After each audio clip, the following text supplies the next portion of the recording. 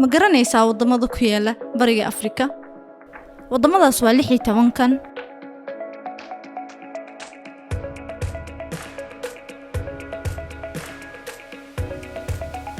dadweynaha xilligan ku nool Bariga Afrika waa 464.5 milyan markii loo fiiriyo qiimeyntii ugu dambeysay ay sameysay qaramada midoobay. tirada da'da markii loo qaybiyo kala bar waa 19 jir.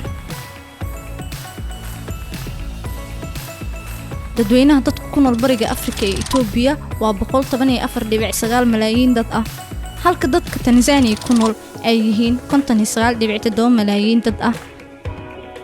dadweynaha Kenya ku nool waa 53.7 malaayiin dad ah. Uganda waxaa ku nool 45.7 malaayiin dad ah. Mozambique waxaa ku nool 31.2 malaayiin dad ah. jasiiradda Madagascar dadweynaheedu waxay leeyihiin 27.6 malaayiin dad ah. Malawi dadku ku nool ayagana waxa ay leeyihiin 19.1 malaayiin dad ah. dadweynaha ku nool Zambia waa 18.3 malaayiin dad ah. dalkeena Soomaaliya waxaa ku nool 15.8 malaayiin dad ah. Zimbabwe dadweynihiisu waxay leeyihiin 14.8 malaayiin dad ah. dadweynaha Rwanda ku nool waa 12.9 malaayiin dad ah. dadweynaha Burundi waxa ay leeyihiin 11.8 malaayiin dad ah.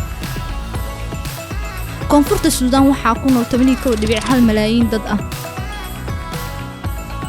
Eritrea waxaa ku nool 3.5 malaayiin dad ah. Djibouti dadweynaheedu waxaa lagu qiyaasay dhawaad 1 milyan oo dad ah.